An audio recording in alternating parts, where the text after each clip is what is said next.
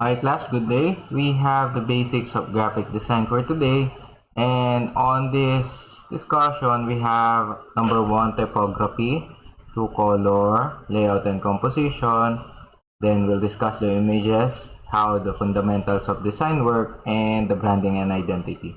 So therefore, everything on this presentation will be on this outline. And then we'll start with the typography. So, when it comes to typography, basically, class, ito yung mga text. Okay? Font. Yung iba, font yung tawag.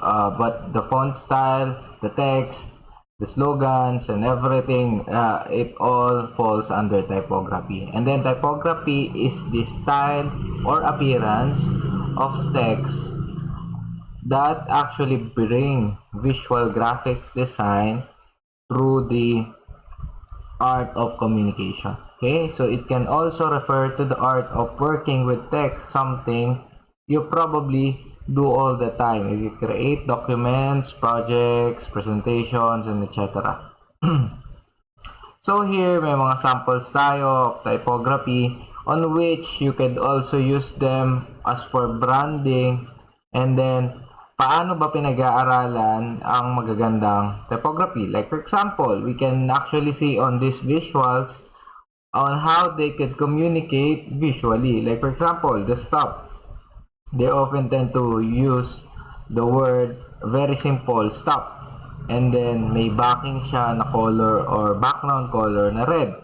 Then yung I love dogs, makikita nyo kahit gumamit lang siya na symbol of a heart. And then yung dog, yung O niya is pause. Nagmumukha siyang I love dogs, on which you could easily understand na yung kanyang text or typography mismo is sinasabi on its expression sa pagmamahal sa isang aso. Okay? So, meron tayong mga common type of fonts like serif. Serif fonts have a little stroke called serifs. Okay? So, attached to the main part of the letter. Like for example, etong serif fonts na to, meron siyang mga little strokes na yan. Yan. Na nagpapamake formal sa kanya. Kaya yung mga serif fonts, pag nakita nyo yan, may mga tangkay, ibig sabihin, yun yung tinatawag na serifs. So, yung serif fonts na yun ay more on formal way yung kanyang tinatakel. Okay, so like for example, sa mga ganyan, sa mga write-ups, kadalasan sa mga books, sa journals, sa articles, may mga serif fonts tayo na ginagamit depending dun sa atake nung kanyang gustong iparating. And then common type of fonts natin, another one is sans. Okay, so si sans, mapapansin mo nakatanggal na yung mga tangkay na tinatawag ko. So these are the serifs. So ibig sabihin ng sans serif fonts don't have that extra stroke. Okay? So, ibig sabihin niya, hence the name, which is from French, is without serif. So, yun yung ibig sabihin ng sans serif. Okay? So, wala raw siyang serif. So, ito yung mga parts na ka-outline. These are the ones na in-eliminate dun sa mga serif fonts. Okay, so commonly, ito rin yung mga interesting articles sa mga infographics as well. Yung mga madaling makahook through entertainment, madalas gamitin yan si sans. Okay? So, other common type of fonts, meron tayong script, black letter, sometimes makikita nyo yan sa inyong mga certificate, then all caps letters. And display fonts come in many different style. Alam naman natin yan. And commonly, mga styles na yan can actually be downloaded for free. So, kailangan nyo lang mag-search sa internet. So, kadalasan ang ginagamit kong website is DA Font, or yung iba tinatawag siyang The Font, DA Font siya, .com. And then you can actually download their fonts and then install directly. Tapos magagamit nyo na yung font na yon on the different software na gusto nyo. So ngayon, ang kahalagahan ng mga font styles is you can actually see on this relaxing layout or composition na yoga, so sobrang simple lang niya. Sobrang relaxing, sobrang focused na yun lang yung gusto niya ipabaded. Kaya makikita nyo yung mga font styles or choice of font styles na ginamit dito. Ngayon, makikita nyo on the other hand, meron ding mga choice of font styles na ganito. Medyo ma-action, di ba, kung tawagin.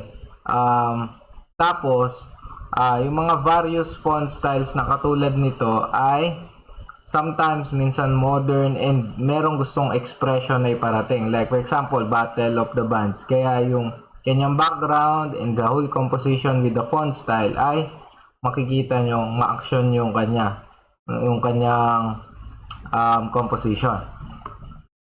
So, choosing a font, ano ba yung mahalaga? So, like for example of this font choosing is yung kunwari casual lang gusto mo maging vibe dun sa iyong dinedesign, dapat sobrang teen. Okay? When it comes to neutral naman na vibe, dapat equal. All fonts nila equal, tas madaling mabasa. And then, when you have exotic fonts, or exotic na vibe, kailangan yung mga fonts mo is kakaiba. And then, meron din tayong mga tinatawag ng mga graphic styles. Yung graphic styles na kung saan mas kilala to sa mga sci-fi, various, sa DA font. Okay? So, yun yung mga bagong fonts na kakaiba at saka wala talagang halos kamukha. So, bakit to krinos out on this presentation? Krinos out natin to kasi these are the fonts na madalas hindi na magamit. Okay? So, etong mga fonts na to is on early release pa to ni Microsoft Word. Okay? So, kaya madalas hindi na to ginagamit at pagka gumamit ka niyan is possibly maging yung layout mo ay isipin mga old school edits. Kaya hindi na rin, saka isa pa, hindi formal lahat ng fonts na to. Okay? So, a moment, edit ko lang to. Nakalagay kasi basics of Photoshop. But when it comes to our discussion today, we are having the basic or graphic design. Basics of graphic design. So, these are all basics. Marami pa tayong to discuss kung talagang gusto nyo kuhanin yung field of graphic design. So combining fonts. Combing yung nakalagay sa presentation. But combining fonts ito. Like for example, we need to find hierarchy. So mamaya sasabihin sa inyo about hierarchy. What is it? So right now, makikita mo yung paggamit ng font choices. So Droid Serif natin, ginamit for the title. And then for the subtitle is Lato Bold. And then yung Lato na regular ang ginamit dun sa mismong content text na meron tayo. Okay, so ganyan mag-arrange ng hierarchy. Like for example, if you see this composition, alam mo na ito yung una mong babasahin and then ito yung next focus or this focus ay pinapaliwanag yung mga content as a whole. Okay? So, ito pa, other samples. So, yung regular plus italics na composition natin could easily be combined. For example, dito sa book na to, you do you. Tapos nag-combine siya ng italics na tips for following your bliss. And then Dr. Das McElroy. So makikita mo na gumamit siya ng mga straight fonts tapos naglagay ngayon siya ng italics. Okay, yung italic kasi is the catch of the book. Once you see the book on the bookstore, so makita mo yung title niya, you will think of what's the content of this one. Tapos, pagka nakita mo, tips for following your bliss, and then mas malalaman mo ano yung ibig sabihin or what is the catch within this book. Okay, so another thing is this second example is Woe is Me by Eric Jan Roche. Anong meron naman dito is the combining yung colors like complementary colors. So even nung preschool tuloy, ng elementary school to high school, we are already tackling up yung mga complementary colors, yung triad and so on. And then right now, if you somehow forget kung ano yung complementary colors, ito yung kumbaga magkaiba sila or nagko-contrast sa isa't isa. Like for example, we have this black background and a light yellow text color. So makikita mo na yung font color or yung text color natin ay angat na angat on the black background. Isa pa, using the complementary colors na black at saka yellow, actually dun sa mismong color wheel natin, hindi naman sila talaga yung technical na complementary colors. But what we are saying here is on the composition na dapat yung light one, like for example yung light yellow, is pag hinalo mo sa black, talagang ma-emphasize niya yon. Okay? Meron kasi yung parang spectrum of emphasis. Ngayon, yung spectrum na yon, mapapansin mo na kahit yung white nakaiba nung black, pagka nag-hit pa rin si yellow, mas emphasize pa rin siya sa mata. Like kung magpunta ka man sa bookstore or other shelves, pag nauna mo nakita itong book na to, mapapansin mo agad yung title. And then another thing is all caps plus lowercase. Okay, so makikita naman dito yung hierarchy of the title of the book and then the author. Okay, so makikita nyo dito na nakafocus siya on the title of the book, the visual graphics of the book, and then ni-lowercase na lang niya yung title, author, for the emphasis na ito ay, or termination na ito ay author and then the other one is the title. So, other important terms, yan. Again, once again, let's discuss hierarchy. Yung hierarchy, ang ibig sabihin niyan ay used to guide the reader eye to whatever is the most important or the first one you need to see on the composition. Kaya sobrang halaga ng hierarchy. For example, someone is giving you a calling card. So mapapansin mo dito, ano ba dapat yung i-highlight mo on working with the calling card? Number 1 is yung name, yung position or kung ano may ginagawa mo or service mo, and then the details. Okay, so if you will see the sample here, nakagamit siya ng bold font and actually bigger font size. And then yung kanyang position ay tinerno niya ng font color with the visuals niya. Okay? And then, yung mga content niya ay ni-regular font niya na lang para mas madaling makulit kung arin yung mga mahalagang information. So, si leading, ito mahalaga din to on a composition ha. Si leading kasi is yung space between lines of text. For example, ito ay isang line spacing. Kunwari, ito. Nakikita nyo yung gray part at actually, hindi siya gray Isa siyang darker cream na color. Okay, so ito yung part na to ang tinatawag na leading. So yung leading na yan, kaya sobrang ganda ni Photoshop. You can actually edit it on the character panel. Kaya siya ay, kumbaga flexible, maiaangat mo siya or mailalayo mo siya. But rather, kung kahit naman sa iba't ibang mga editing software, ngayon nga lang, kung gusto mo na ma-edit yung mga leading nun, isa-isa mo silang gagawa ng text box, di ba? Still, may edit mo pa rin naman yung line spacing. Ngayon, there is an example here na Goldilocks was very tired by this time.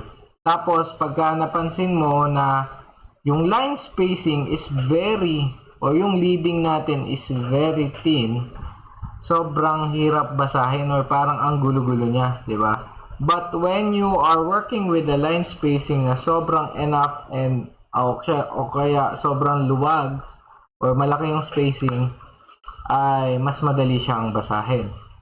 And then another thing is tracking. Si tracking naman is the overall space between characters. So meaning, yung overall space nung bawat nung bawat letter. Okay? So meron yan din sa Photoshop. So pwede mong sobrang paghiwalay-hiwalayin depende sa focus nung iyong composition. Like for example, yung 2016, 4 characters yan. It's actually bigger, yes. But itong annual report is pinagkasya niya na pantay-pantay on the 2016. And you can actually see na mas malaki yung kanyang tracking, yung letter spacing, para mas concise, mas madali ring makita. Straight to the point, this is an annual report for 2016. And then ngayon naman yung tracking, sobrang halaga rin yan sa mga script font. Pagka sobrang malayo, ay hindi na magdudugtong yung mga script fonts natin. Kaya yung tracking, pagka script yung mga font, talagang lang siya, constant. Hindi siya pwedeng hiwa-hiwalay. Okay? Ngayon, si kerning naman. Kerning is the space between specific characters. Unlike tracking, it varies over the course of the word because each letter fits together differently. This kerning naman class is somehow, hindi ito yung mismong ini-edit ng isang visual graphic designer. Ini-edit lang siya on mga hardcore moments, like if you want to design a new logo or new font style or create an original composition of a text. Okay? Kasi kailangan magkaroon ng sariling kerning or the space between characters or unique spacing between your characters depending on the specific character. Like for example, yung I natin, yung spacing niya between these constant letters ay iba. Kasi once na pinagpareho mo yung kanyang mga spacing, like yung kay K sa E, sobrang dikit-dikit na niya dun sa NIN. Okay, so if you will imagine, parang sobrang hirap niyang basahin. Unlike yung K at saka yung E, enough lang yung kanyang spacing. Kahit na maliit lang yung kanyang spacing. Kasi nga, may mga specific na letters na pagka pinagsama mo is magmumukhang malaki yung space pagka nag-constant spacing ka. And that's what you call kerning. Okay?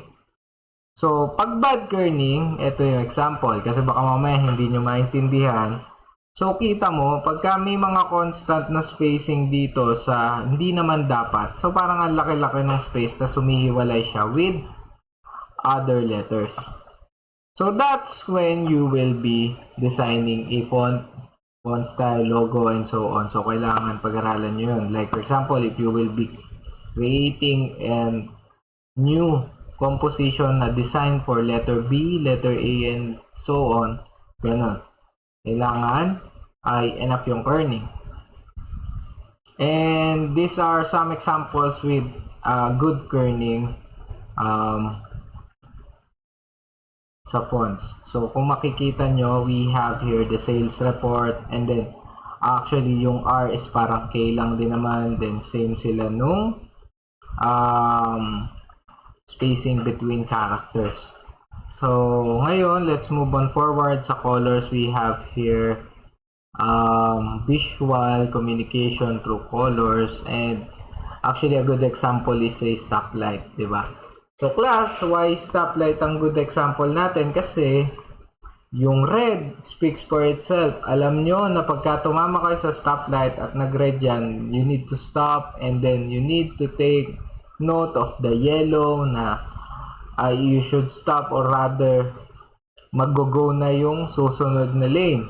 Okay, so if it's green naman, dapat mag-go na kayo. Okay, so etong mga to, yung red, yung yellow, at saka yung green, are all signaling with visual communication with people.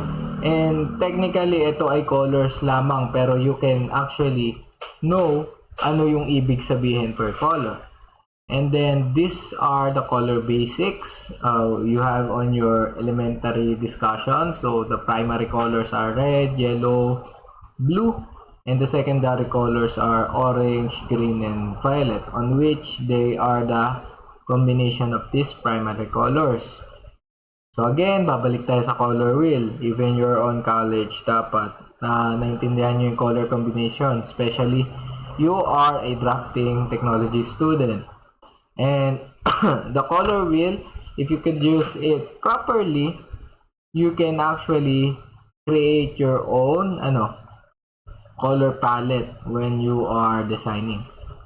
So other important terms, hue is actually the color. So kung yung hue ay ina-adjust mo, so mamimili ka technically ng color, kung red ba yan, yellow ba yan, blue, and so on. And then saturation, again, it's the lighter and kumbaga yung sa color natin, there are dull, subtle, and vibrant colors. When you hit the saturation with 0, nagiging black and white. When you hit the saturation with the highest saturation, nagiging sobrang tingkad, masakit sa mata. Okay?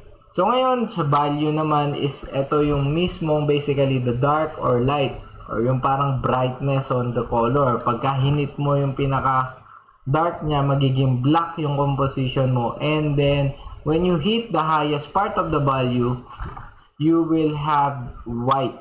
Okay? So, point white talaga and point black yung meron. So, creating color schemes or palettes as well. So, may mga formulas yan. Formula nung elementary nyo pa. Okay? So, diniscuss din yan. When we say monochromatic, actually, it will be playing on a one color or one hue na mapipili mo. Okay? So, magkakaroon lang siya ng different saturation and value, but still, magpe-play ka lang doon sa isang color. Next, analogous. Sa ating color wheel, we'll just have a color scheme of 3 different side-by-side colors sa ating color wheel. And then sa complementary, once again, sabi ko kanina, these are the contrasting colors opposite to each other. Somehow, kaya siya nag-work is very emphasized lahat ng bagay na ginagawa on this complementary colors and very effective. So, dito ba, hindi, actually Christmas lang ba yung naaalala nyo on these complementary colors? Diba yung complementary colors was also used on the politics colors here in the Philippines, and actually it worked. Kasi yung mga complementary colors natin is kumbaga enhancing the spectrum of colors, kasi sa highest spectrum nga ng colors through emphasis, red is the highest, diba? Tapos dadagdagan mo pa ng complement niya, which is green. So, na-boost tuloy yung lalo yung emphasis ng red. Tsaka, kaya sa bawat poster, sobrang kung titignan mo siya, sobrang na-emphasize siya at mapapalingon ka through the complementary compositions. Eto, formula complementary, kaso lighter version or different hue. Parang lang to class. So, for example, ito yung ginamit nung kabilang partido and then ito yung ginamit nung kabilang partido. The lighter part, alam mo naman, pagka yung red, dinaluan natin ng white, magiging pink, di ba? So yung green, pag inaluan mo rin ng white, magiging lighter green. Kaya, somehow, hindi naman nagkakalayo sa color palette yung dalawa. But, more on, pareho naman silang nag-took on the advantage of emphasis. Ngayon nga lang, ang ginamit na lang nung kabila is instead of the emphasis spectrum, gumamit na lang sila ng vibrance, kaya sobrang tingkad ng colors. So, kayo na humusga kung alin yun doon. So, this time we have the split complementary. The split complementary color uses a scheme na either side of the complement. Ngayon, itong either side of the complement sometimes hindi gumagana, but sometimes gumagana. Like for example, this example ay meron tayo example mamaya. na ipapakita ko na through these different color schemes, nakakreate pa rin naman ng magandang composition. So we have here a triadic color scheme. So meron siyang 3 colors na evenly spaced and perfect form of a triangle. A good example is the color scheme of Joker back then. Okay, so that's triadic. And tetradic.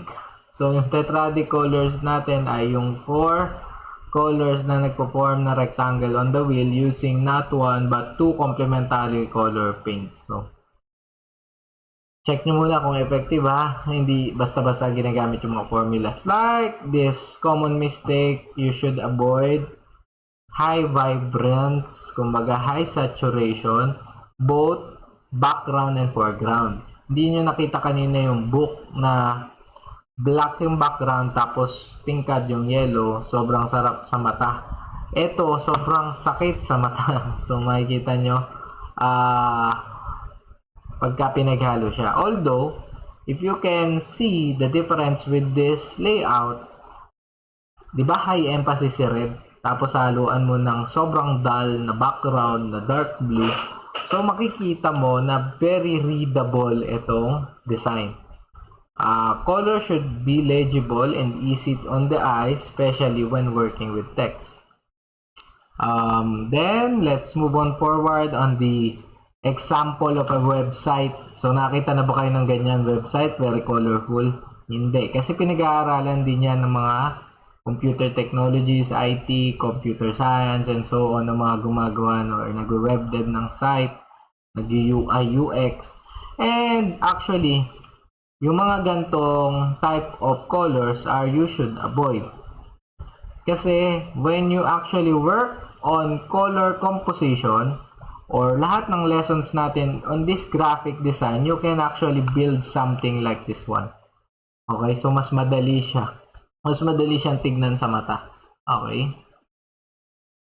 And every color sends a message. It's important to consider the tone of your project. Kasi pag ang gulo-gulo ng color palette mo or scheme, napaka-hirap unawain nung gusto mo iparating. So, and choose a color palette that fits. So, for example, this is another calling card. Bright colors tend to have fun and modern vibe. Ibig sabihin, nagpapahatid yung hair studio na ito ng fun and modern vibe on their studio. Okay, so actually, gumamit siya ng colors na nagpo-form ng scissors as well. So, madali mo masabi, yung branding nito is for, hair studio talaga. Next is Senior Analyst for Finance. So, gumamit siya ng mga graph, ng numbers and so on, financial, something, and then we have the desaturated colors. Meaning you are more serious. itong business natin ay more serious, hindi ito fun and vibe and so on. Okay? If you want serious matters when it comes to finances, eto, tawagan mo. Next, not only the color scheme sa magdidikta on what to express with your clients or with your someone na makakatingin ng composition mo. Kasi eto, tignan nyo yung example natin. We have used the same color palette or color scheme with these two. But it actually expresses opposite meaning. So, yung isa nag-express ng rock, ng She Devils, California, and then another thing is angel food. So, sobrang bait na food naman yung gusto niyang ipabatid. So, technically, with this example, hindi mo masasabi na ito ay isang or hindi mo masasabi na makakaambag ng sobrang laki yung color composition mo. Depende sa gusto mo ipabatid. Of course, yung design pa rin ang magsasabi niyan. Ngayon nga lang, meron siyang contribution on what you feel with regards to the composition. Okay? So, eto yung example kanina ng isang, ulit to? Yung sinasabi ko sa inyo na tetradic. Okay? So, sobrang layo. And ito yung sinasabi ko naman na Kaya, balikan natin. So, ito naman yung sinasabi ko na split complementary. So, ito yung poster ng dog. Okay, so using this split complementary colors, kahit may reds, may yellows, tas may blue and greens, they have completely worked well. Depende dun sa nagle-layout mismo. Okay? Kasi kung unang titignan mo, if we will close this part, tapos titignan mo lang tong color palette na to, actually, parang ang hirap niya paghalu-haluin. But if you will just choose through hierarchy, alin yung una mo dapat makita? For example, now open. Unang makikita mo dyan yung now open. So, you'll see the pet first, animal clinic, and animal hospital rather. Tapos, may emphasis din sa dog kasi ginamit niya on the tongue. So, madaling makita. Highlight din natin is yung yellow. Tapos, with the dark or yung blue background, mas madali siyang nang ibabaw with other posters na ina-edit. So sometimes these color schemes or palettes can also be used on fashion and yung mismong pang-OOTD ninyo. So let's talk about the layout and composition. Kahit kanina pa natin pinag-uusapan. So layout and composition are the building blocks of design. Huwag nyo kakalimutan yan, ha. Layout and composition are the building blocks of design. They give your work structure and make it easier to navigate. Especially yung resume ninyo. Lagi kong pinapaalala. So, make sure it's easier to navigate. Ano yung mga dapat pakita ni employer? What are the things that's very important to the lesser important ones? So, eto ay mga basic design principles. If you will actually search for design principles, sobrang dami nila. And sometimes, pag nagse-seminar ako or nagtutok ako sa isang design seminar, sobrang dami nung dinidiscuss ko on the professionals. Like for example, sa sa graduate school, nakapag-talk na ako of design principles sa assessor's office sa provincial capital of Bulacan. So, yun. Pag mga nagdi-discuss ako niyan, sobrang dami niyan. But for this basic graphic design, magtackle tayo ng 5: proximity, white space, alignment, contrast, and repetition. So, sa proximity is all about visual space. To know the relationship of a group or when it's grouped together. So, kanina naging sample na natin to.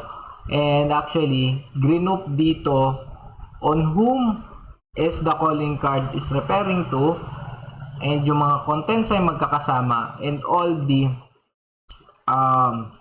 visual graphics ay magkakasama. So, therefore, hindi siya mahirap basahin. Gayun din yung mga kanina pa nating examples like old-fashioned shortcake, yung ingredients and yung pagsama-sama nila. And then for example, another is yung family tree on how they are actually grouped or categorized through colors. Next is yung white space. White space is very important, especially sa ating mga drafting technology or aspiring designers. Yung white space ay sobrang halaga para ma-emphasize yung gusto mong subject sa iyong composition. It gives a room to breathe with others, actually para mas maging comfortable in seeing the subject. Like for example, dito, Weston Real Estate Group, so maayos yung kanyang mga leading or yung land spacing.